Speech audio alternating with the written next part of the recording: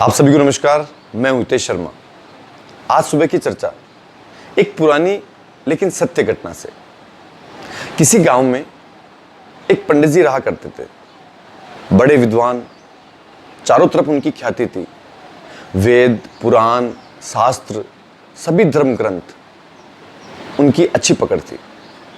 दूर दूर से लोग उनको सुनने आते, उनसे मिलने आते। आसपास के सभी गांवों में वो बड़े प्रसिद्ध थे। एक बार उनके पास के गांव में वहां पर एक बड़ा मंदिर था। उनके पुजारी का एकदम निधन हो गया, तो उस गांव वालों ने यह तय किया कि जो पास के गांव में पंडित जी हैं उनको इस मंदिर का पुजारी बना देते हैं। पूरा गांव सहमत हो गया। उनका अच्छा नाम था। उन पंडित जी को न्योता भेजा गया। जिस दिन पंडित जी उस गांव के लिए रवाना हुए, वो अपने गांव से बस में बैठे। बस में बड़ी भीड़ थी। अपनी सीट पर बैठ गए। थोड़ी देर में बस का कंडक्टर उनका टिकट बनाकर बाकी का पैसा पंडित जी को देकर चला गया। जब पंडित जी ने पैसे गिने तो उन्हें लगा कि जो कंडक्टर ने वापस पैसे दिए हैं वो ज्यादा दे दिए हैं। उस समय पंडित जी ने सोचा कि चलो थोड़ी देर बाद में दे देंगे, अभी बस में भीड़ बहुत है। लेकिन धीरे धीरे पंडित जी के मन में कुछ विचार चलने लगे। उन्होंने कहा कि मैं इतना परेशान क्यों हो रहा हूं, इतने ज्यादा पैसे तो दिए नहीं, और वैसे भी ये बस वाले लोगों से ज्यादा पैसे लेते हैं, इनकी कमाई बहुत ज्यादा होती है। मैं इन ज्यादा पैसों को मंदिर में चढ़ा सकता हूं, किसी गरीब की मदद कर सकता हूं। इसी तरह के विचार उनके मन में चलते रहे। थोड़ी देर बाद जिस गांव उनको जाना था वो जगह आ गई। वो बस से उतरने लगे। उसी समय बस के कंडक्टर ने उनसे जय राम जी की। यह सुनते ही पंडित जी ने अपनी जेब में हाथ डाला और जो बाकी के पैसे थे उस कंडक्टर को देते हुए कहा कि भाई तुमने मुझे ज्यादा पैसे दे दिए। कंडक्टर हंसा और उसने कहा, आप वही पंडित जी हैं जिनकी ख्याति दूर दूर तक है, और आज आप इस गांव में मंदिर के पुजारी बनने के लिए आए हैं। पंडित जी उसे हैरान से देखने लगे।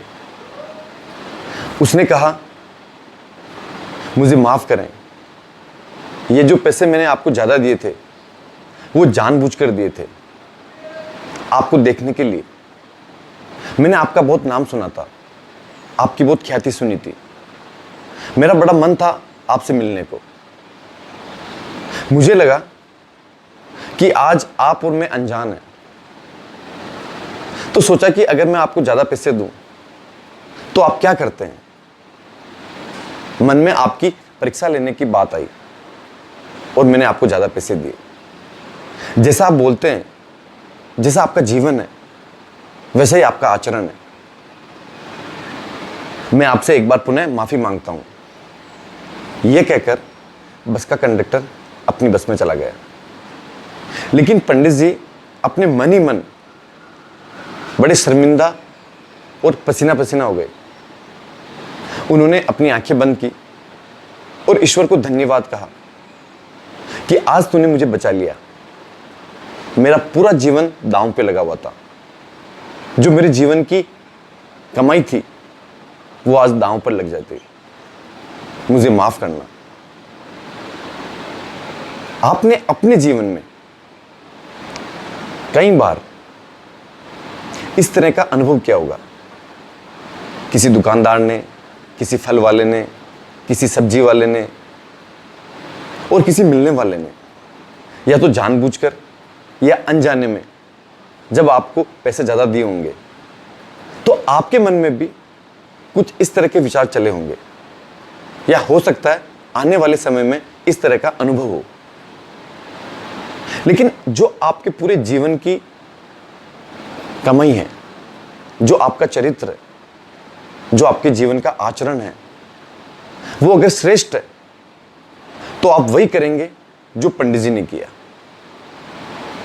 जब भी व्यक्ति के मन में इस तरह के विचार आते हैं तो एक छोटे से लोभ के कारण वो अपने पूरे जीवन भर की कमाई को दांव पर लगा देता है और मिलता कुछ नहीं, एक छोटा सा लोभ जो उनके जीवन को बिगाड़ सकता है। अगर वो इन चीजों से दूर हो जाते हैं तो उनका जीवन बन सकता है। ये आपके ऊपर है कि आप किस तरह का आचरण करते हैं। ईश्वर कई रूपों में आपकी परीक्षा लेता है, इससे बचने का प्रयास करें। उस समय अपने आप को मजबूत रखें, जैसे आप हैं वैसे आप हमेशा रहें।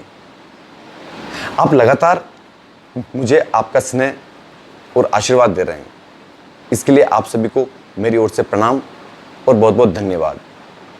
आपने मुझे सुना, उसके लिए एक बार पुनः आप सभी का धन्यवाद।